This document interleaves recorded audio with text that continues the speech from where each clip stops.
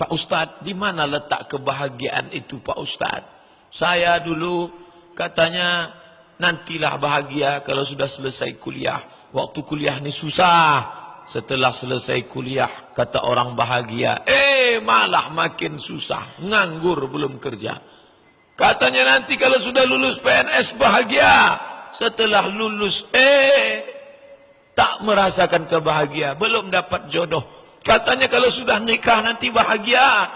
Ditanya-tanya orang, sudah hamil istrinya? Sudah punya anak. Katanya nanti kalau sudah punya anak bahagia. Malah sekarang saya tak. Di mana sebetulnya kebahagiaan itu? Maka banyak orang merasa tidak bahagia. Padahal sebetulnya dia sudah bahagia. Tapi dia tidak bersyukur. Bahagia itu terletak pada syukur. Maka siapa yang bersyukur, dialah orang yang paling bahagia. Subuh ini kita paling bahagia. Karena kita mensyukuri hidup dengan mengisi pengajian. Orang yang paling berbahagia, orang yang mengisi hidup dengan ibadah. Orang yang paling bahagia di waktu subuh adalah orang yang dapat melaksanakan salat sunat qabliyah subuh.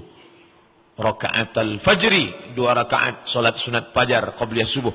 Khairum minad dunya wa ma fiha, lebih baik daripada dunia dan seisinya. Man shalla subha fi jama'atin, siapa yang salat subuh berjamaah, faka'annama shalla al-laila kullah, dapat pahala seperti solat sepanjang malam. Lau ya'lamuna ma fil atamati was subhi, andai mereka tahu pahala solat isya berjamaah, solat subuh berjamaah, la atauhuma habwan, mereka akan datang walaupun dalam keadaan merangkak mereka datang.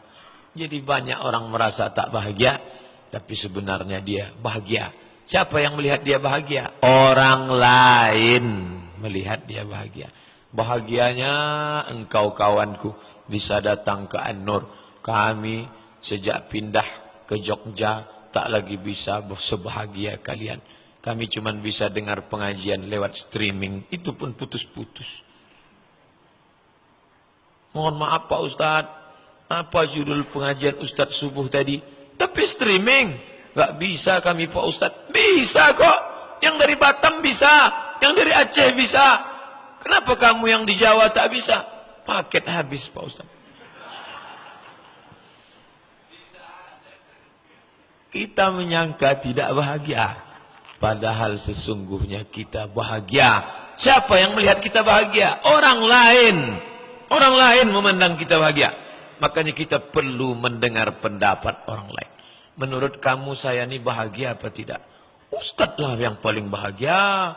Ustadz menyampaikan hadis-hadis. Ustadz menasihati orang. Oh, bahagia saya ini. Bahagia Pak Ustadz. Saya sangka saya inilah orang yang paling sengsara. Karena kalau saya duduk di dekat orang, saya lah yang paling kurus nampaknya. Enggak Pak Ustadz. Kami melihat Ustadz bahagia. Kita perlu mendengar cakap orang lain. Ini banyak orang tak mau dengar cakap orang lain. Nah, hadis ini mengkaji min sa'adatil mar'i, di antara kebahagiaan orang. Hadis subuh ini mengajak kita ngukur. Kalau panjang ukurannya meter, kalau jauh ukurannya kilometer, kalau berat ukurannya kilogram. Ngukur bahagia itu apa standarnya? Min sa'adatil mar'i, di antara standar ngukur sa'adah kebahagiaan. Dalam hadis ini ada 3, tapi ini bukan batasan. Nanti kalau ada ustadz lain yang menyampaikan 4, betul, jangan fanatik.